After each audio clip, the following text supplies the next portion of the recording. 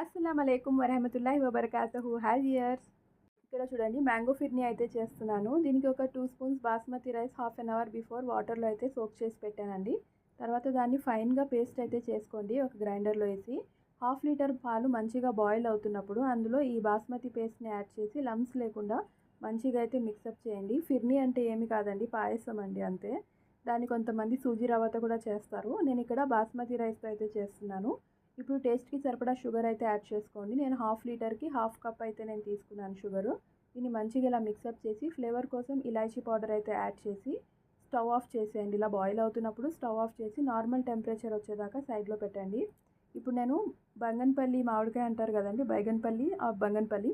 So ఆ మామిడికాయ అయితే మంచిగా పండిన మామిడికాయ అయితే తీసుకొని దాన్ని పేస్ట్ అయితే చేసి పెట్టుకున్నాను. అప్పుడే కొన్ని ముక్కలు అయితే నేను సైడ్లో పెట్టాను గార్నిష్ కోసం. మధ్య మధ్యలో ఆ ముక్కలు కలిపితే చాలా మంచి ఫ్లేవర్ అయితే టేస్ట్ అయితే బాగుంటుంది.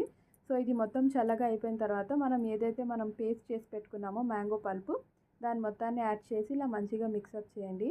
దీన్ని మొత్తం ఇలా మిక్సప్ చేసి గార్నిష్ కోసం కాజు బాదం యూస్ చేశానండి. కాజు బాదం అండ్ ఆ మ్యాంగో చంక్స్ అయితే పైనుంచి గార్నిష్ చేసి ఒక హాఫ్ అన్ అవర్ ఫ్రీజర్లో పెట్టి చిల్ అయినాక అయితే సర్వ్ చేయండి. చాలా టేస్టీగా ఉంటుంది, పిల్లలకైతే చాలా బాగా నచ్చుతుంది. సో ఇప్పుడు మ్యాంగో సీజన్ కదా, మీరు తప్పకుండా అయితే ఈ రెసిపీ ట్రై చేసి ఎలా వచ్చిందనేది కామెంట్ సెక్షన్లో చెప్పండి. అల్లా హాఫీజ్.